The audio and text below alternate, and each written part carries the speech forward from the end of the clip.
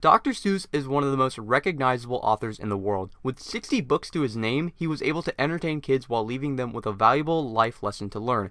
Be responsible, be kind, treat everyone as equals, no matter the difference. The books were a worldwide success, loved by kids and parents alike. So what do when a book becomes a worldwide phenomenon? You put it on the big screen, of course. It started off promising enough with How the Grinch Stole Christmas in the year 2000.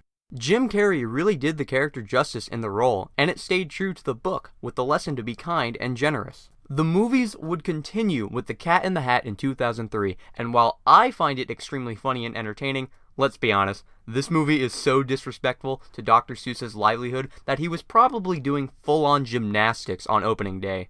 In 2008, Horton Hears a Hue would get its own movie, which I actually haven't seen in a while, but I remember it not being as offensive to Dr. Seuss as The Cat in the Hat was. Which finally brings us to the topic of today's video, 2012's The Lorax. The original book and TV special are classic Dr. Seuss, teaching children to preserve and appreciate nature and how negative the impact will be if we take it for granted. So does the movie uphold this message? Yes. Does it do it well? Not really, no. First, I would like to talk about what happened before the movie, the marketing campaign. They put the Lorax everywhere, and most of the time, the product they were advertising completely clashed with the Lorax character. Here he is in a gas-powered car, built in a factory that most likely had to be built where trees were originally planted. Here's the Lorax at IHOP, a restaurant that requires animals be killed for food to serve to customers. You get the idea. I'm not an extreme tree hugger or radical animal rights activist. I understand that this is how the world works, for better or for worse. But don't put a character whose whole thing is that he loves nature in commercials that specifically go against that message.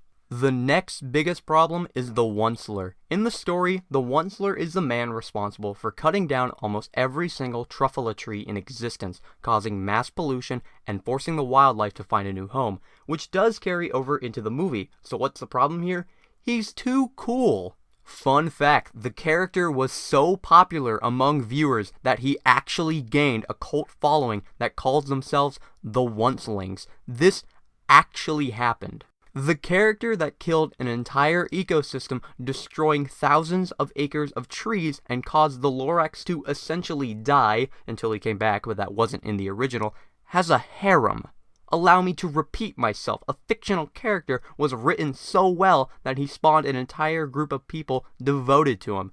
He truly was the first waifu. Why is he like this? Why is he fresher than fresh, cooler than cool, and hipper than hip? He was supposed to represent greed and how a lust for power and money can negatively change someone, but he's too likable. He shreds on guitar, he's played by Ed Helm, so he's an amazing singer, he can somehow rock a fedora and vest in one outfit, and he's 6'4". If being this cool just means I have to deface nature, then I'll go chop an oak tree down right now. There are a plethora of other problems that plague this film. The main character's motivation for finding a tree is just to impress his crush. A lot of side characters are horrible. The grandma, the mom, you get the idea. And the addition of a villain and the personality of the Once-Ler really tarnish the message and takeaway of the movie. In conclusion, The Lorax is an extremely flawed film. While there are a few genuinely touching moments, such as the Lorax grieving over the first tree to be cut down, and the ending being pretty nice and heartwarming,